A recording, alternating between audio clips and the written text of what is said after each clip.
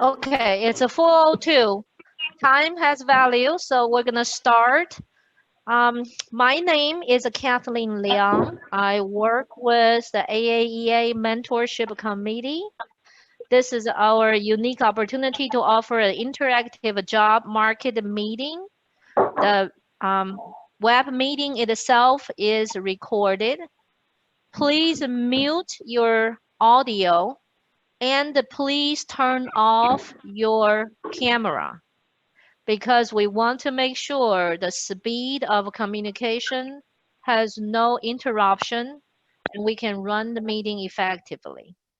Thank you for your participation. And next slide, please.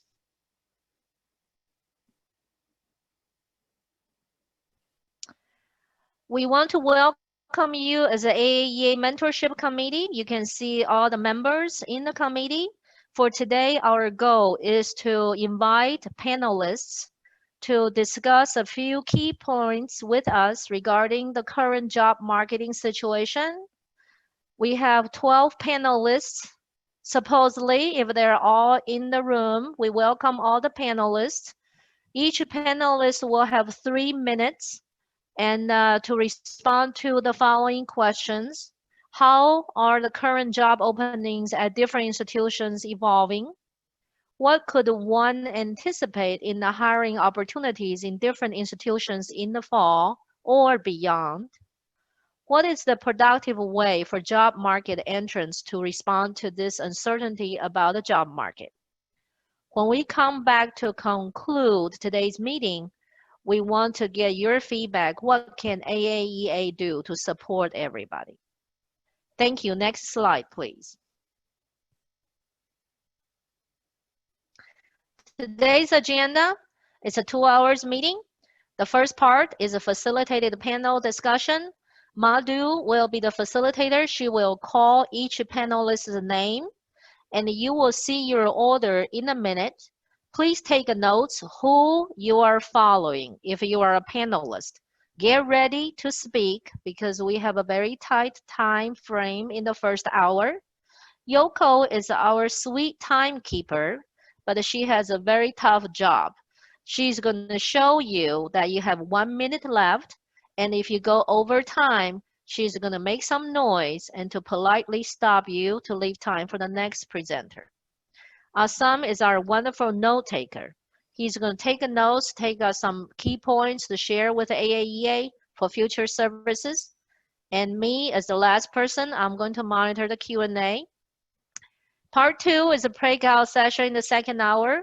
We randomly assign the participants into 4 sessions. You will see and you will know which session you go into when you hear a sound, ding, at the end of the first hour, and it will say that the breakout session begins, and you will automatically join a breakout session based on our assignment. And then after 45 minutes, you will hear a ding again.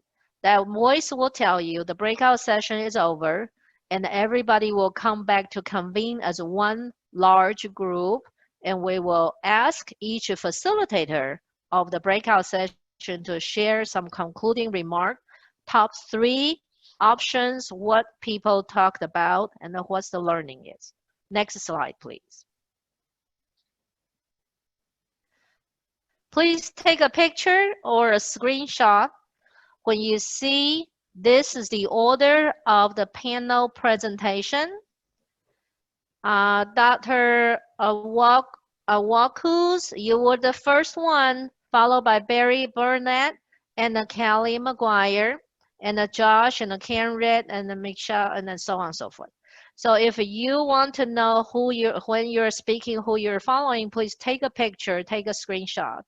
And the module, I need your help to keep up this order based on the presenter. Module, if you forget, that's okay. Just call the next presenter on your panelist list. That's fine. The 4 breakout session is also followed by this followed by this fashion.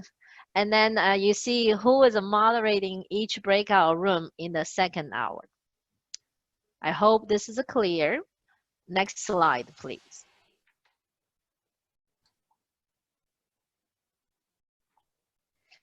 We want to have an acknowledgement to thank AAEA support. Jessica and Allison, they spent tremendous time to figure it out how to do a Zoom meeting, how to do a breakout session. This is a high-tech, innovative method.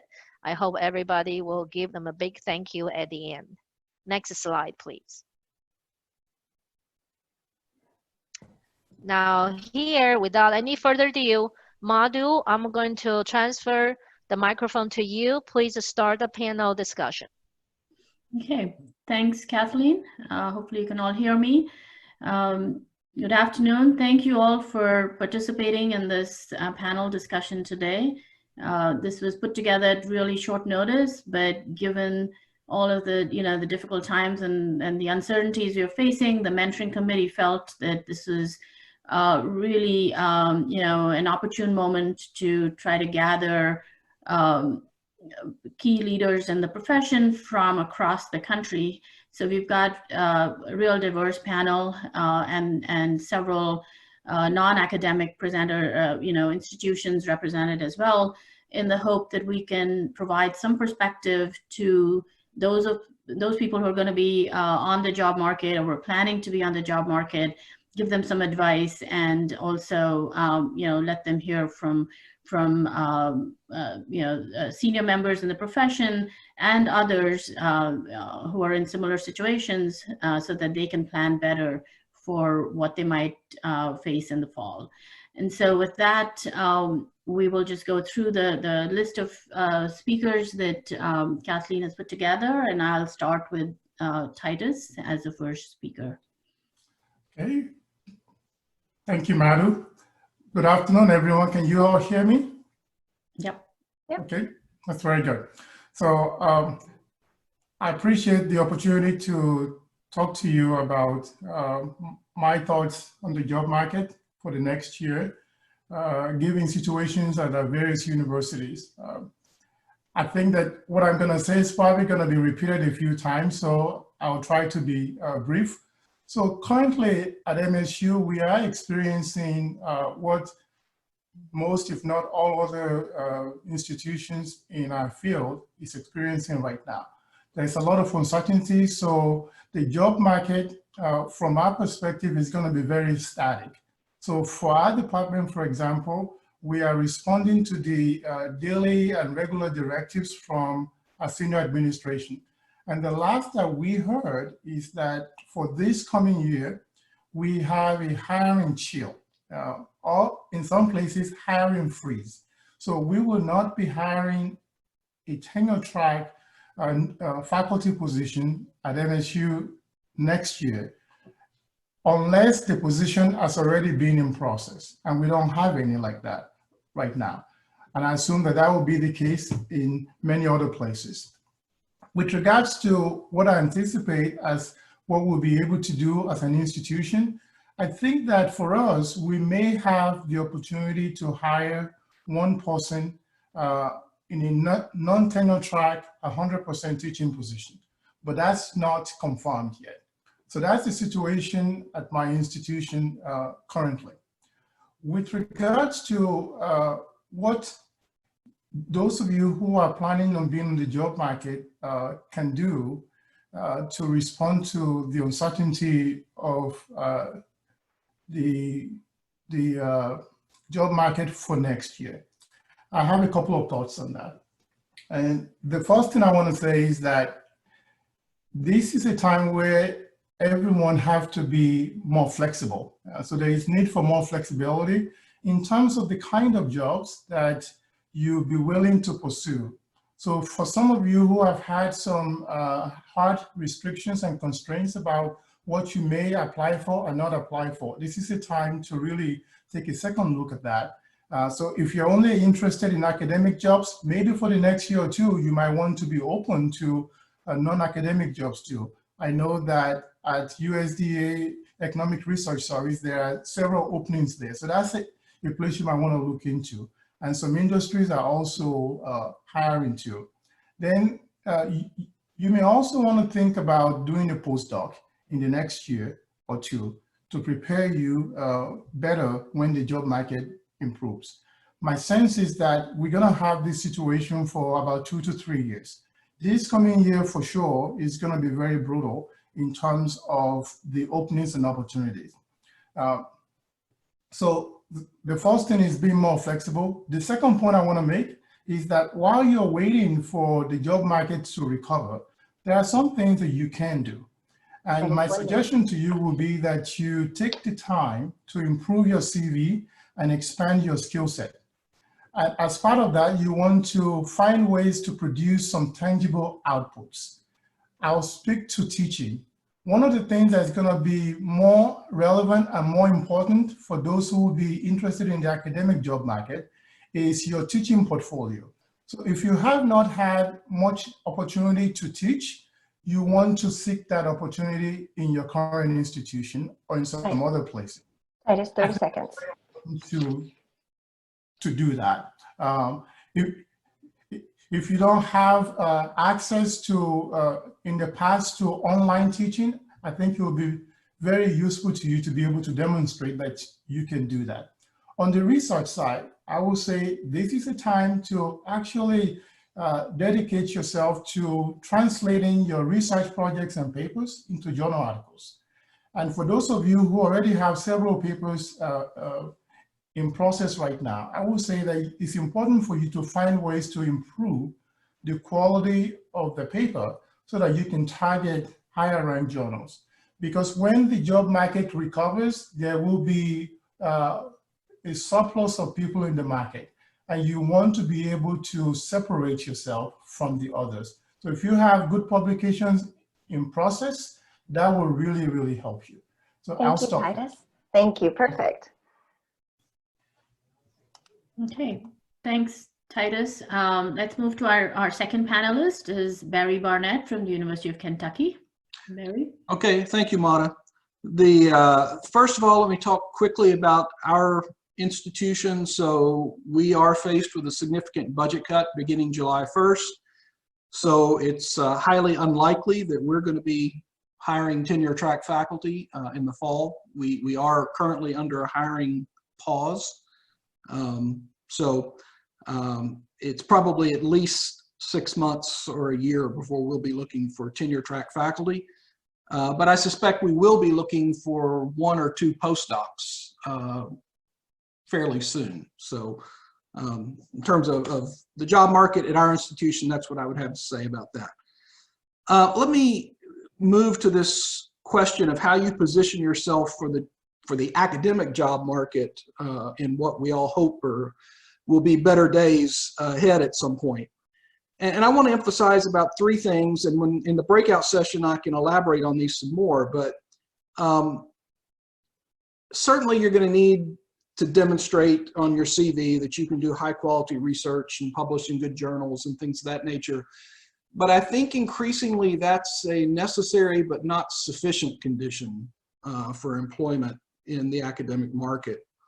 I think to be competitive in the academic market, increasingly, it's important that you demonstrate that you can somehow contribute to future funding streams for that department.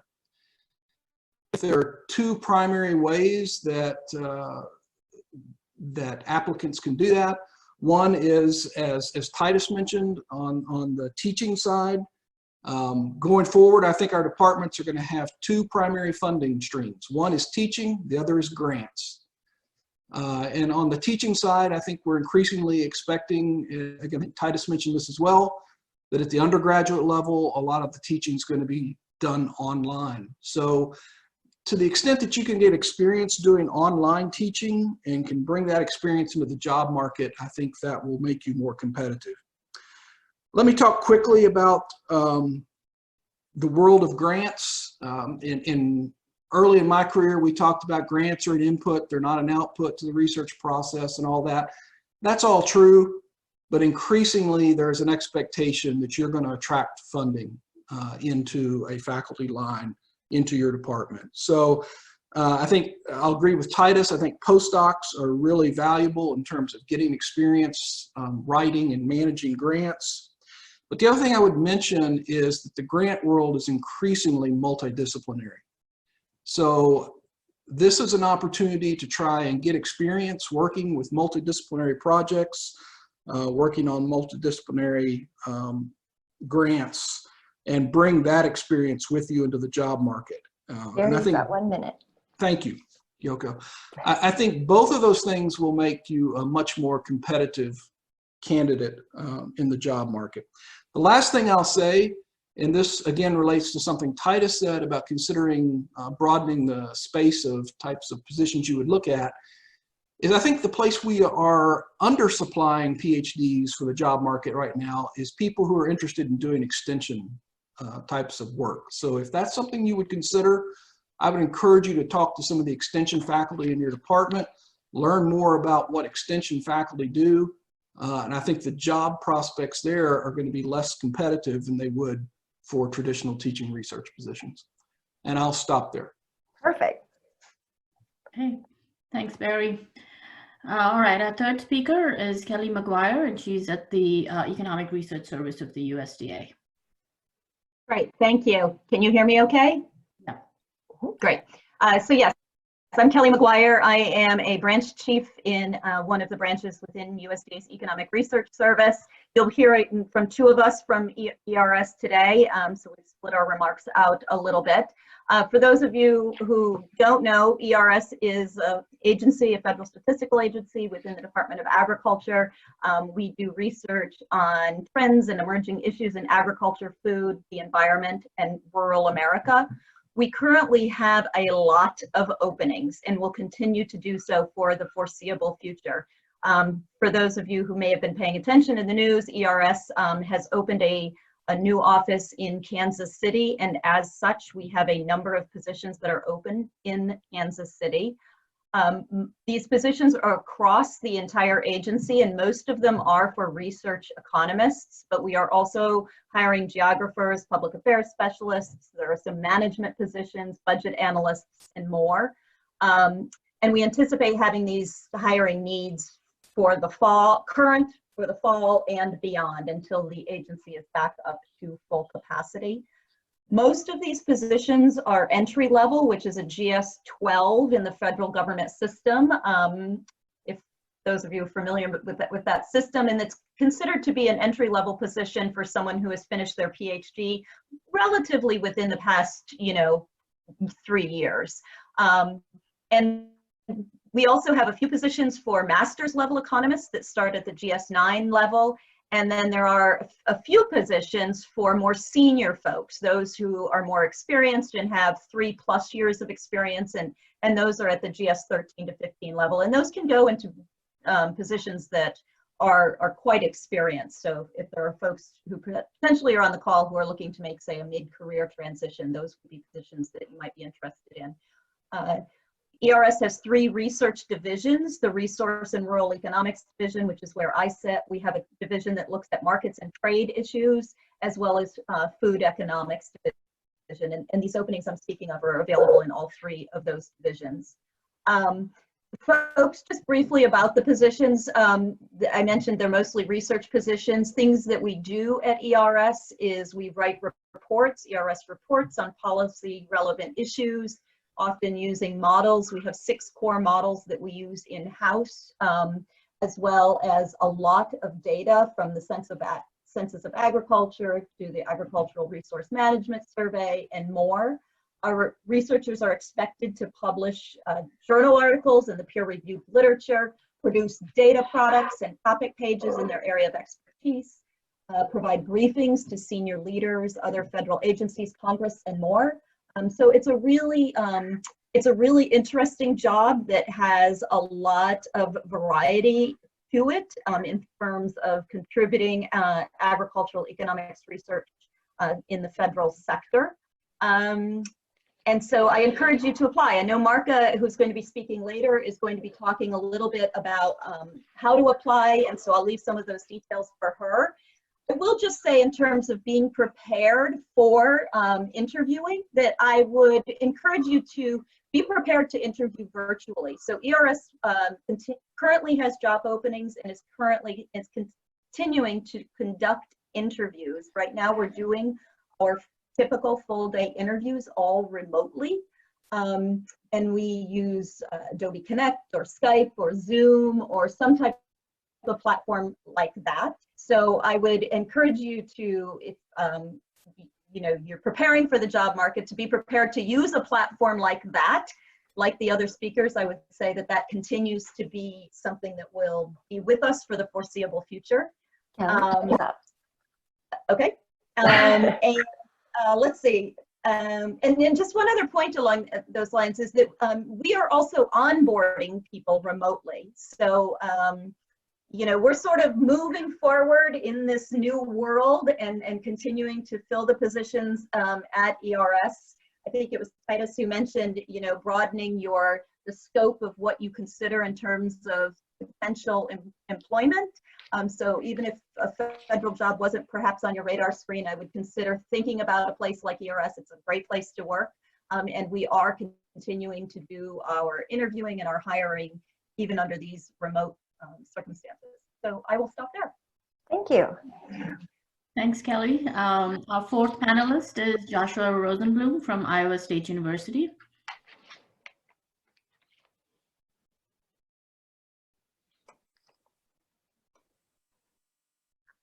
Joshua, are you on Zoom?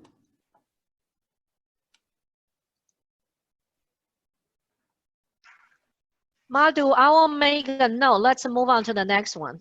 All right, okay. So we'll move on to Kenred Jefferson Moore from North Carolina A&T State University. Good afternoon, everyone. I bring you greetings from Greensboro, North Carolina, home of the Aggies. And before I even begin, I just want to say, keep your head up, stay sharp, stay focused, and everything, this too shall pass. Just to not reiterate some of the other panelists' comments, we're going through some similar issues. We have currently a hiring freeze on our campus. However, just as some of the previous panelists have mentioned, there are some positions that are in progress. So we will be able to place those with strong justification for those positions. As it relates to what we anticipate for the fall, we do have ongoing adjunct faculty positions. With that being said, although our tenure track positions are on freeze, so there are opportunities to, as some of the other panelists mentioned, to sharpen your teaching skills by teaching. And currently these courses are being taught remotely, so you'll have those opportunities to teach where you are. To look at a way to be productive during these times, I would recommend to consider online instruction. It's a very good way to stay actively involved in the subject matter.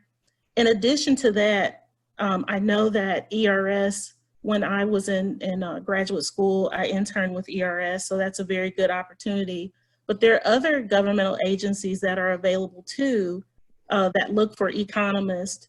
And I'm just going to provide some of those for you to consider.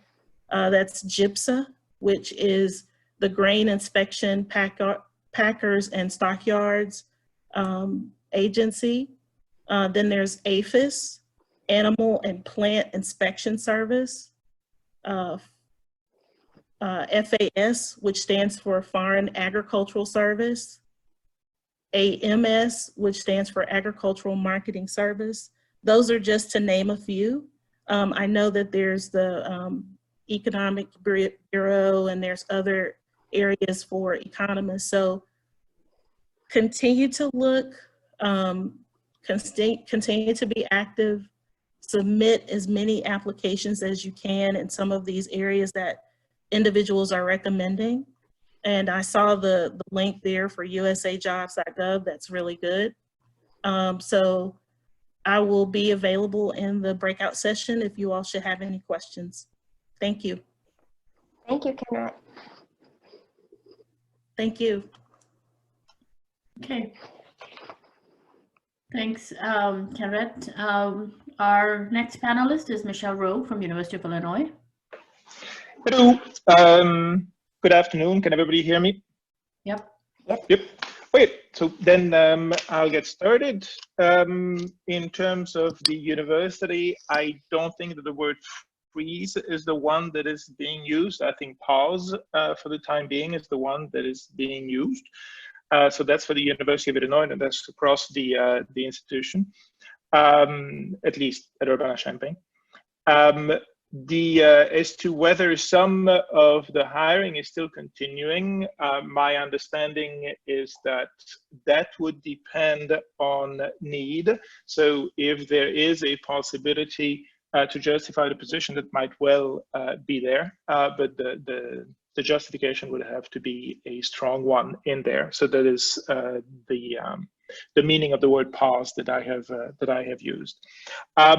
I was talking with some folks, some students with whom I work at different institutions than my own, and a number of econ departments, not just ag econ departments, but econ departments have just completely frozen the hiring. We're talking about places like Stanford, like Carnegie Mellon. The econ departments there have stopped hiring. So unfortunately, what that means is that since ag econ folks also compete with economists, at least for some of the positions, that's going to have an impact over there. So moving over from this sort of like mixed bag, but pretty bad bag overall type of news, then for the students who are listening to us, the pieces of advice that I would give, and here I'm going to put on my hat as the placement director for the PhD students at the University of Illinois Ag Econ department, or ACE department rather. I always tell students to be ready and to have their materials ready. That means CV, that means papers, that means being up to date, and so on and so forth. I think this is all the more important at the moment. I think that building up the CV and trying to help differentiate yourself from others is also an extremely important thing. I've heard some very good ideas earlier. A couple of things that I would mention. I have a student who's been working with me on a project on international trade. It turns out that she has been able to get some consulting experience from some of the results that we had. That are going to be looking very good on her CV later on, I would expect. And all of this can be done remotely. So even though she's not able to go and meet the folks, she was hired remotely, she's working on it remotely. And so if you can get that type of exposure, if you can get that type of experience, I think it'll be a very good thing to do. Oh, already. Yes. So the other things is that I would make plans for funding. I have seen this movie before in which hiring is stopped in 1 year, and then there is a pileup of cars, and the year when hiring restarts and everybody and their grandmother is trying to get hired. Well, you need to make plans for funding and how to really good and look good in there. My 30 seconds are almost up. So I was going to say on the teaching side, I think it's a no-brainer. They should try to volunteer for teaching classes online. That type of experience is going to be important, and so therefore you should do it. And I'll leave it at that. Thank you, Michelle. Thanks, Michelle. All right, we'll move on to our next panelist, Keith Koval from Mississippi State University. Keith. Thank you. I just want to say, you know, on behalf of the AAEA, we are excited that so many of you are interested, but it also reflects a difficult time that we're in, and the association definitely wants to help you navigate these waters. I want to go back to one thing that was said earlier about ERS. I began my career, I spent the first 5 years of my career at ERS. I unequivocally believe that I would not be the president of our association if I had not spent 5 years at ERS. There are a lot of things that I learned there that have been beneficial to me the entire rest of my career. So keep that in mind.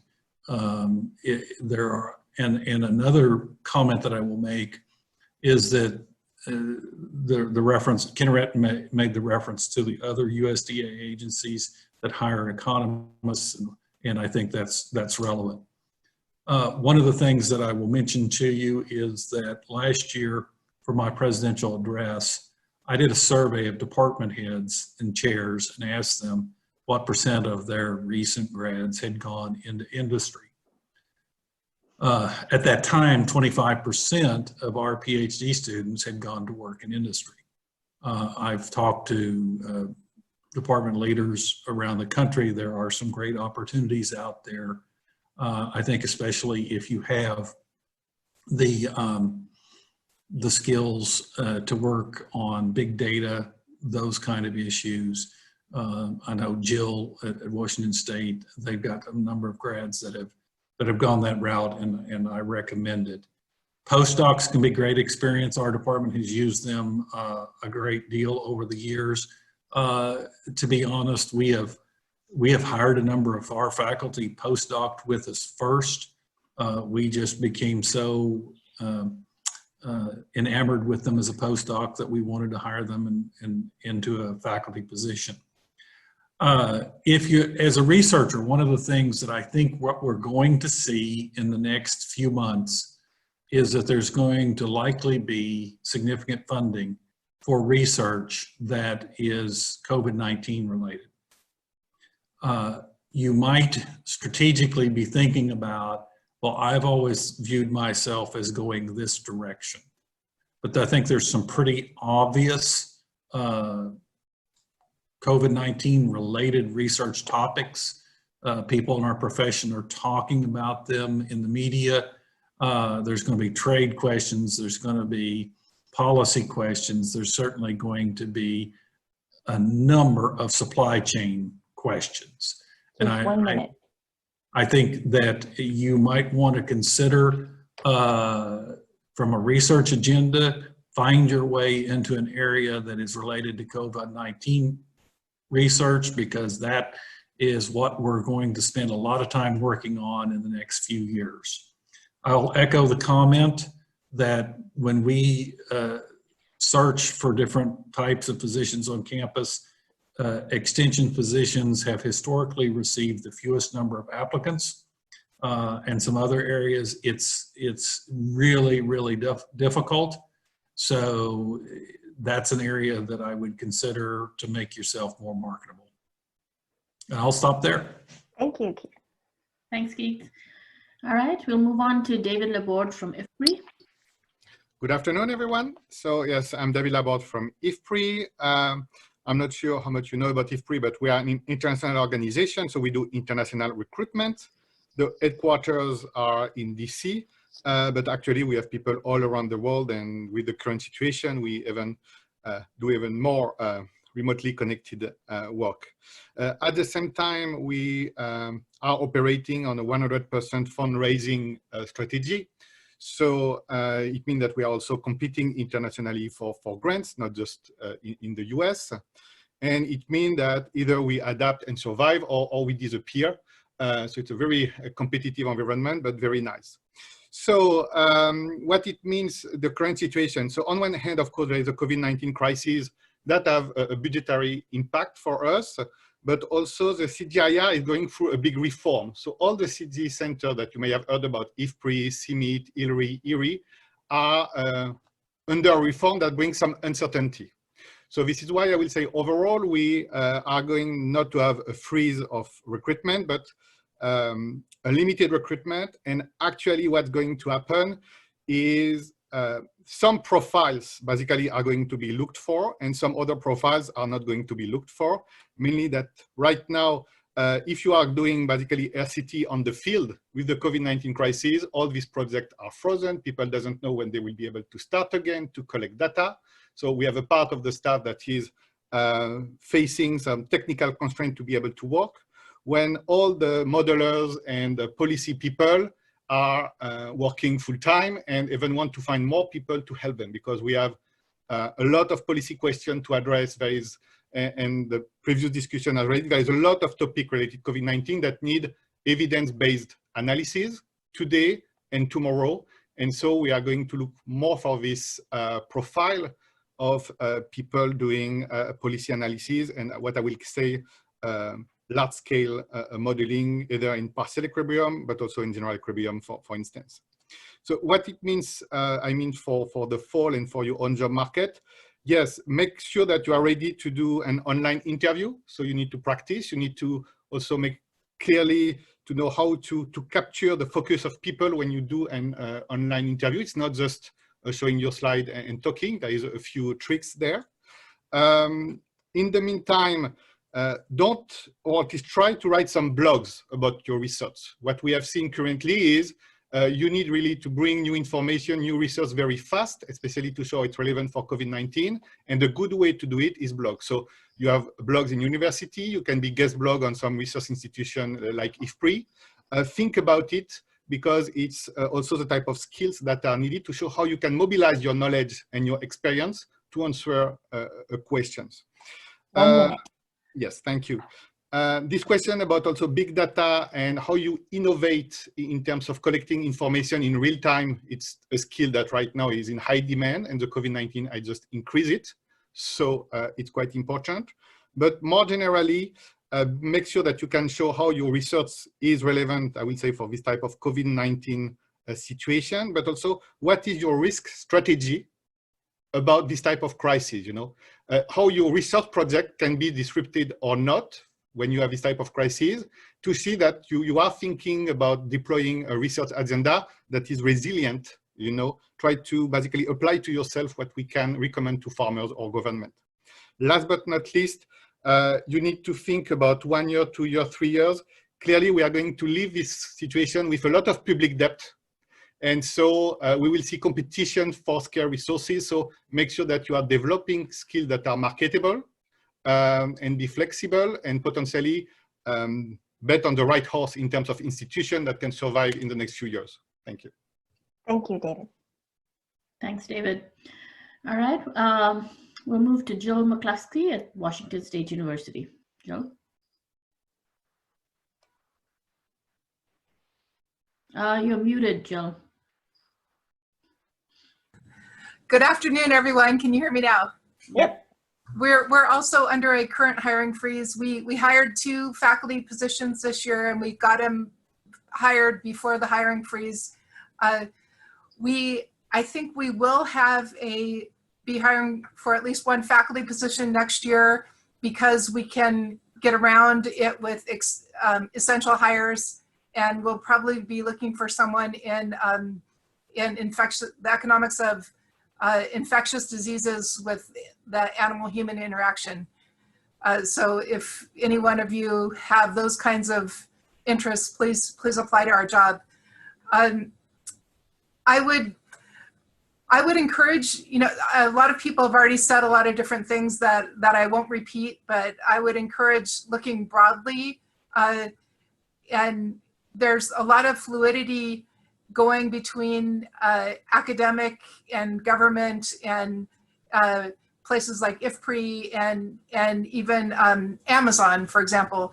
So I would encourage you to apply broadly and look for things that might fit you and also might give you additional skills. You know, so for example, we sometimes have one of my students is doing an internship, a PhD internship at Amazon this summer. Others have done, you know, worked at JP Morgan Chase for the summer. So then you can still apply for faculty positions, and you get those big data skills that help you be more competitive on the job market. So that's something, even if you already have a PhD, you know, that you're finishing in May, you could still apply for a PhD internship at some of these big companies. I would encourage you to work with the faculty. If you don't have a job and you're looking for a job, to work with your advisor or another faculty in your department on a grant proposal. So it gives you the experience, and if you get it, it could possibly fund a postdoc for you in residence even, or you can take it to your position wherever you go. So I would encourage you to be creative. And also, I think there will be a lot of extension jobs. I know that it seems like extension is getting depleted, and there are fewer people tend to apply for those jobs because often you're not competing with all of economics. You're competing more with agricultural economics. So I think that can be there. We'll see more jobs in extension going forward. The main thing is to just apply for many, be open and apply for many different jobs. And you can, worst case scenario, you can even work as a postdoc in your own department and see if you can ask your advisor even to pay you at an RA salary. Like, that's the worst case scenario, but you can still list it on your CV that you're a postdoc, and then you can just work on publishing and, you know, or volunteer to teach online or whatever. You can, it only takes one job for each person. So I want to encourage everyone to keep working at this, and something will happen. Thank you. Thanks, Jill. Thanks, Jill. All right, we'll move on to Dawn Kilmany from Colorado State University. Hello, everyone. Well, I am in the unenviable position of following a lot of clever people, so I don't have a lot to add. We're not hiring here at Colorado State, but we actually didn't have a plan to hire, so I wouldn't say that's actually a changed environment. But let me weave together some of the ideas you've already heard. One is, do be very open to postdoc or a change of plan opportunities. And this actually kind of overlaps with even the discussion about extension becoming a higher profile. I don't know if this is true in every state, but here in Colorado, I became about 5 times more popular about 6 weeks ago, if you measure popularity by how many phone calls I get. But what that's also meant is there's been several projects that have come along with resources asking if I can help them address different challenges that the state is facing. And so, you know, do make the trip up and down your hallway, or talking to some of the networks your professor or other mentors might have about things that have popped up that you might be able to work on. They may not look like a traditional postdoc even, but particularly if you have any interest at all in going the extension route, there's probably a lot of possibilities for you to actually be at the table with agricultural leaders, natural resource leaders, economic development leaders, who are all trying to map out a pathway to recovery after this event ends. And oftentimes the ability for those of us professors who are feeling overwhelmed to say yes or no is based on whether some clever people like you are willing to work alongside us to handle those. So particularly if you're very flexible, both about what your next 6 to 12 months look like, what kind of skills you want to build, I think that's an excellent pathway. And I'd be very, very surprised if every single institution you're all at doesn't have these, at least 1 or 2 people with these same phone calls coming in. The other thing I would say about the teaching is it's a great time to build skills, particularly if you're interested in helping professors or other individuals in your hallway who want to think about how they're going to convert classes to online or hybrid online long-term. Again, there might even be money available where you can help them think of creative ways they might be able to like transition courses now that they've gotten a taste of what online looks like. I imagine there's quite a few departments who are going to look at that permanently or having it as an additional flexibility point to offer some courses more frequently. So ask around about your opportunities to maybe you've only been a TA so far, but to actually help be an instructor aide to actually take those courses online. I think both those extension outreach and policy engagement skills and investing in learning how to put courses effectively online will wear very well over the next 10 years. So with that, that's all I have to add.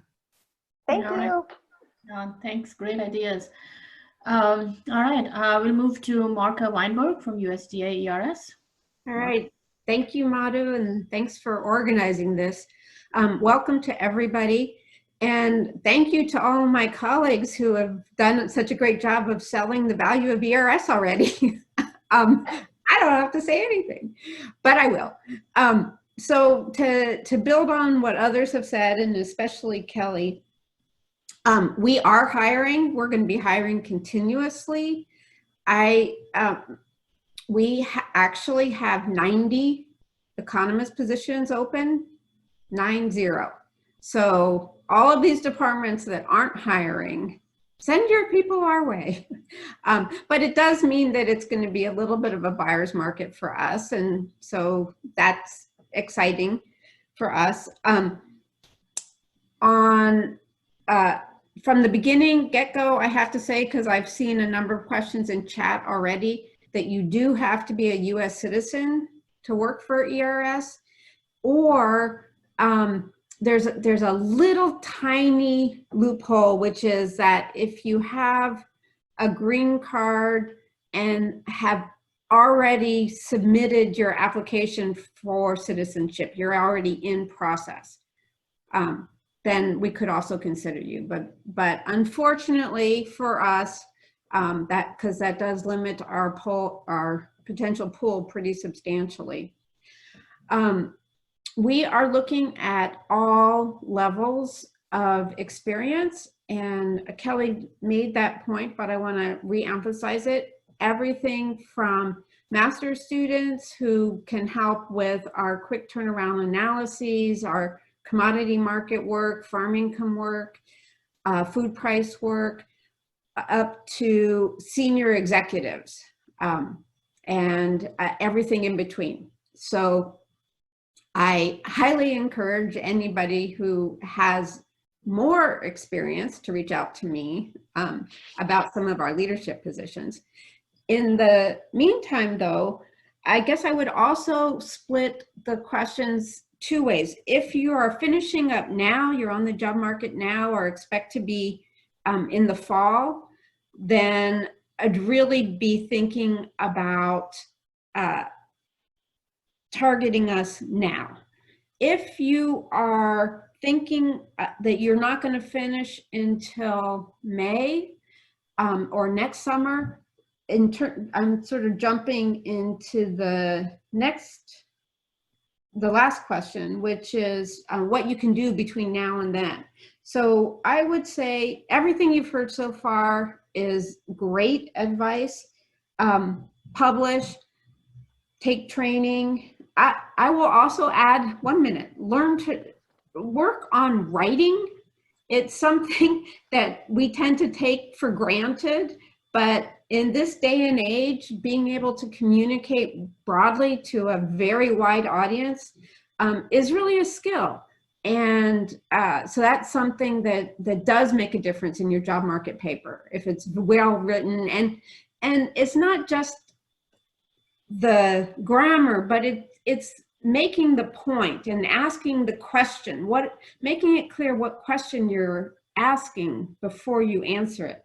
And along those lines, I would also say to ensure that the work you're doing is policy relevant and actionable. That's what people are looking for now, more and more. And it's publishable, these hard cost-cutting issues that are really this complex environment that we're working on now. That's imminently publishable as well as high impact. And I think that's really where the future lies. Definitely anything related to agriculture. It is harder to find people with any expertise in agriculture than, say, in food or conservation or development. And then finally, I will say, I see that Madhu has included the link for NIFA. They have $9 million to put out, and Keith was making this point. Supply chain resilience is definitely a hot topic.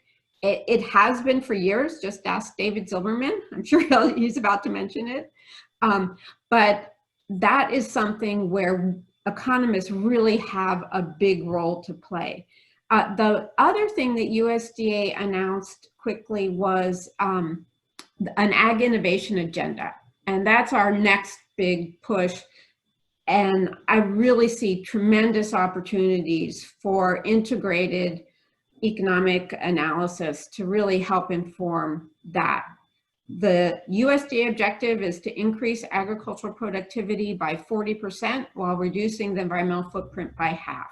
That's a big lift, and there's a lot of research questions there. And so the more you can show that you're already working on questions that we are being asked, the higher you will be in our ranking. That's 5 minutes. I'm out of time, but I just want to quickly mention on NIFA, those are going to be big interdisciplinary projects. And so I highly encourage you to reach out to others to do that, get your faculty, your professors to do that. And the other thing is, because they asked me to say this, NIFA is also hiring. It's, for some reason, that's the one agency that nobody else has mentioned yet. And they're looking for an agricultural economist to help as a national program leader. So I'll stop with that. Thank you. Thanks, Marka. Thanks, Marka. All right, let's move on to David Zilberman as our last but not least speaker from UC Berkeley. Madhu, before Dave starts, I just want to let you know Josh Rosenbloom is available. So after Dave, we have one more panelist. All right, great. Okay, I hope you hear me. This is David Zilberman. The good thing about being older is that I've seen stuff like this, and it's not pretty. Survive and actually thrive. So I think the first thing is don't feel that your life is wasted. You have a future and a great future. I think that really this is a time to be optimistic. Now, but at the same time that you have to be optimistic, you really don't need to be selective. You need to be opportunistic. You need to be flexible, but you don't give up on your career. What does it mean? It means that you try to.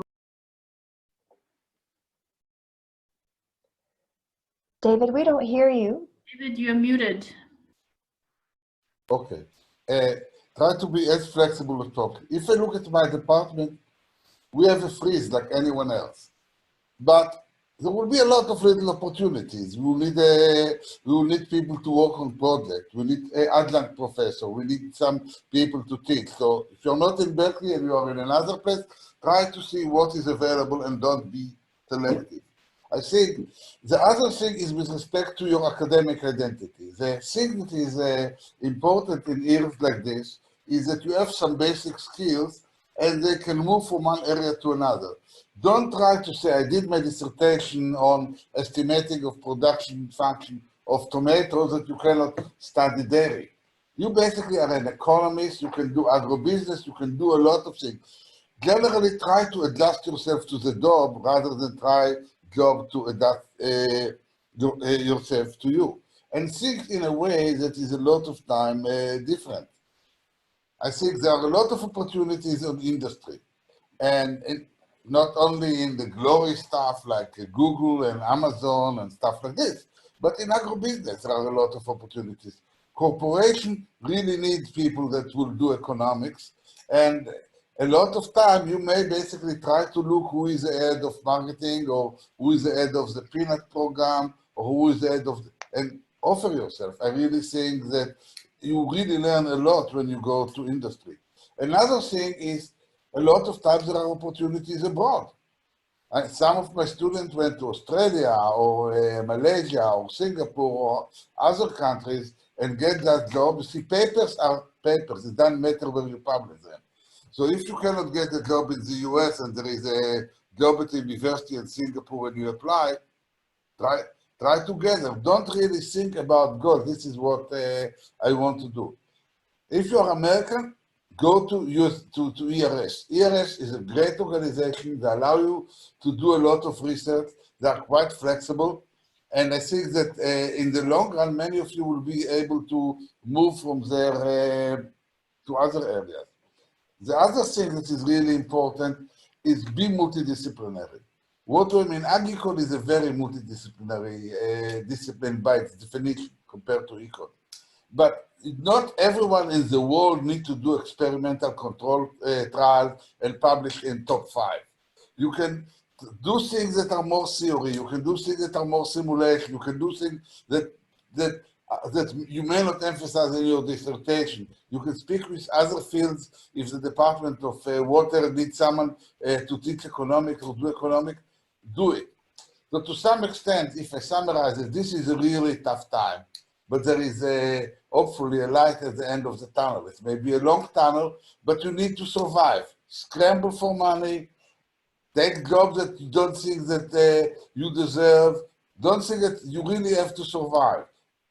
Get the money from your parents if you can, because if you come out of it with some publication and some vision of yourself and some capability, actually you will be better off.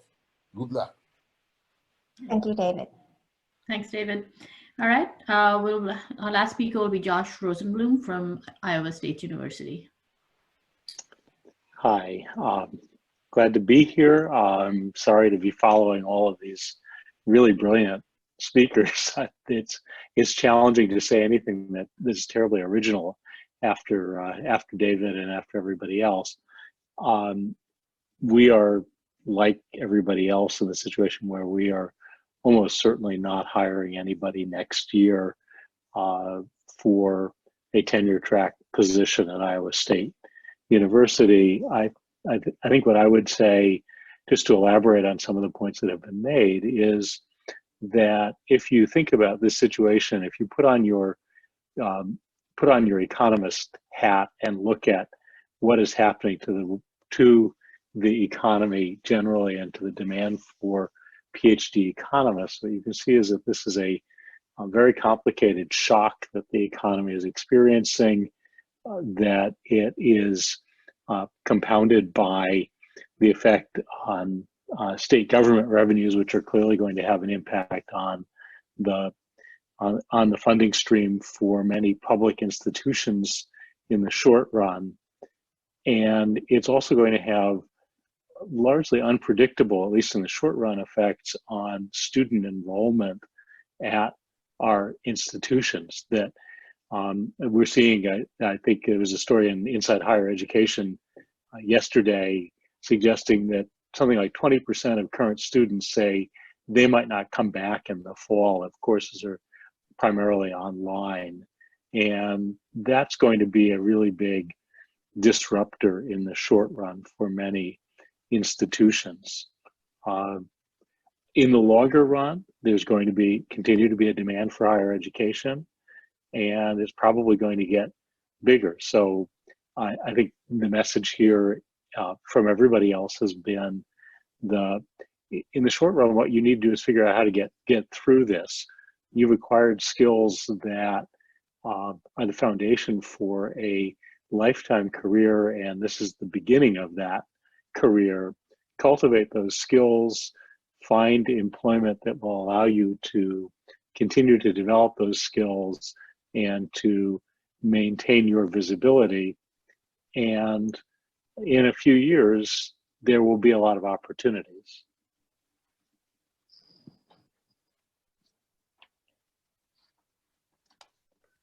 Josh? Yes? Did you finish? That was so short and sweet. Yes. Yeah, Wonderful. no, I think I don't need to reiterate what everybody else has said. Okay, thank you. All right, thanks, Josh. All right, Kathleen, are you ready to, are you going to take question and answers now, or? We are right on time. I think we have plenty of time reserved for question and answer in our breakout session.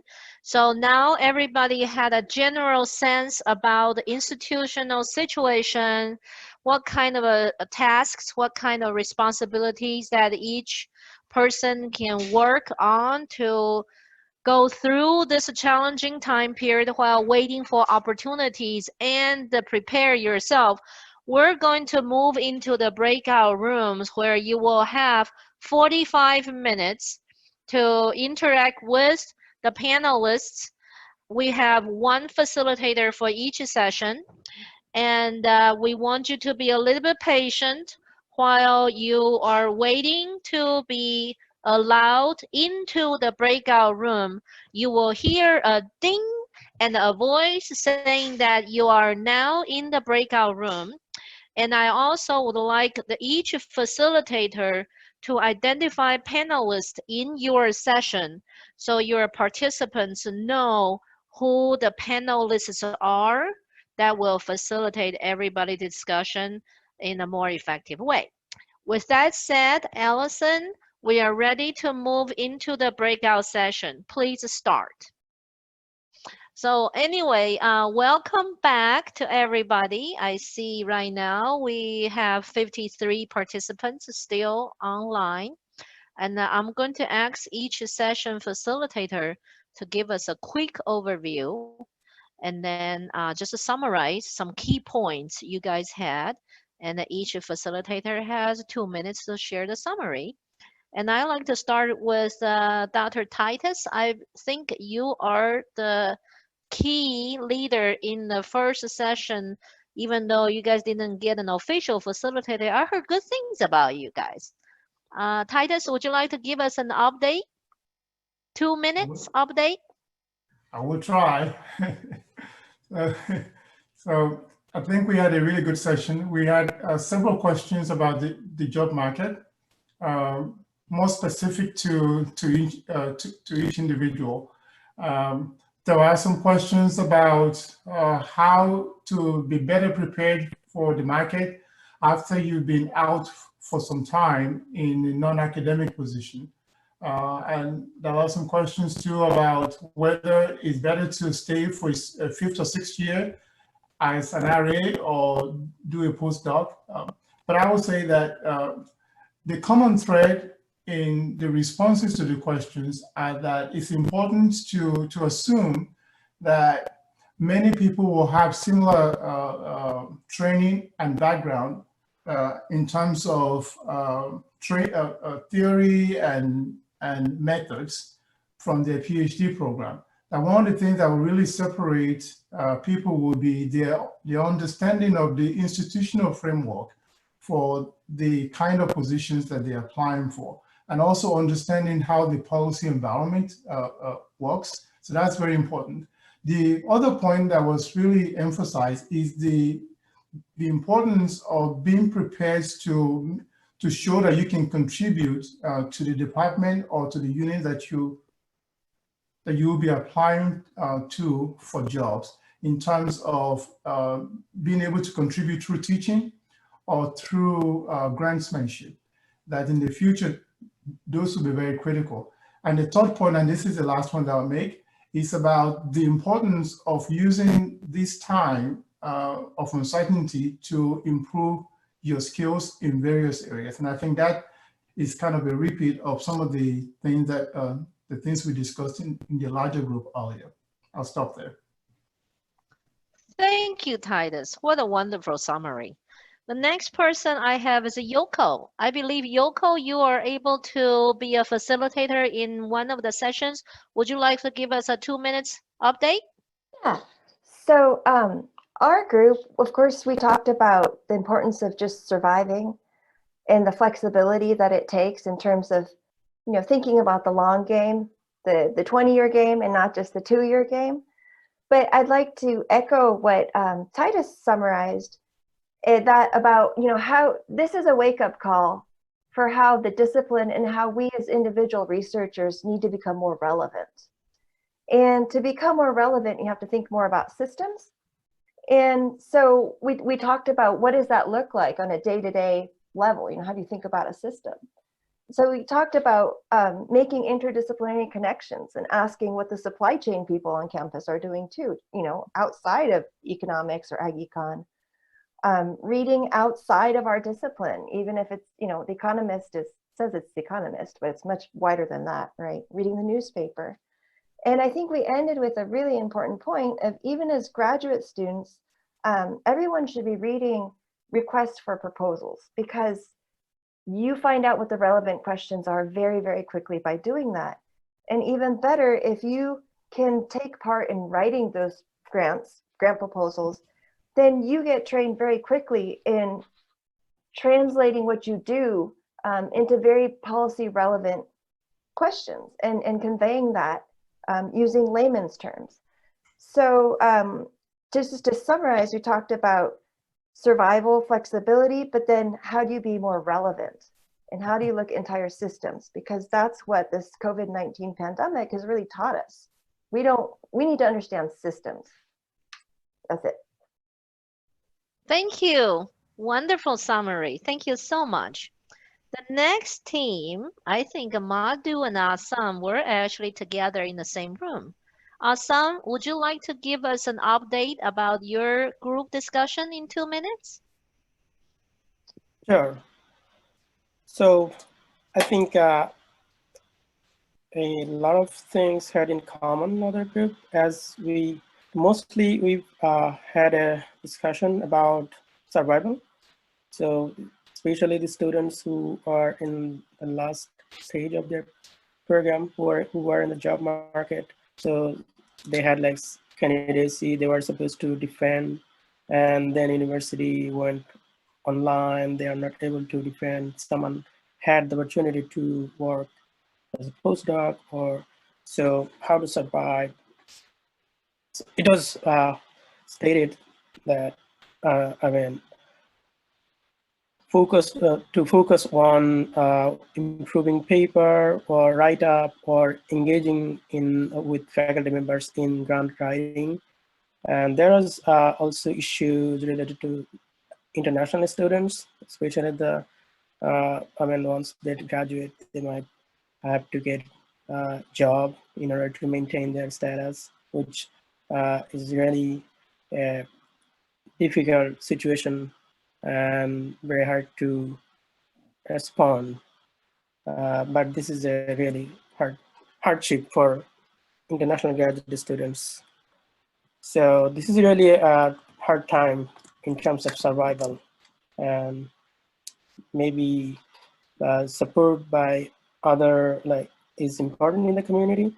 And the other point that was mentioned, or issue that was mentioned, is that while in the main panel discussion, the point was discussed that the publish, it is job seekers or graduate students who are advised to publish, but most of the research were done before COVID, and then many journals are prioritizing on COVID-19 related research or that have any touch on COVID issues, but the research done priorly might not have that focus. Then that is an issue, how to get rid of that situation. Yeah, that's all. Madhu, if you think that I have missed anything, please feel free to add. No, I think that was a great summary. Like the other groups, I think one of the things we discussed was how people might use their time productively to develop, additional skills or to improve their current skills, their online, their teaching methods that are, and teaching tools that people can learn during this time. There's going to be a lot of demand for online teaching, I'm sure, after this, and similar things. I mean, a few people at Cornell recently had a webinar for economists on research related to COVID, and so there are opportunities like that to learn while you're waiting, and see how you might be able to make your skills more relevant to the current situation. That would be useful. So thank you both. Finally, our group, we had a fantastic panel discussion. We had audience from Africa, Rome, Geneva, all over the world. We shared a little bit about life career balance, being a parent and the students at the same time taking care of the family. We talked about grant, looking for the COVID-19 rapid response grant opportunities. We were able to find that.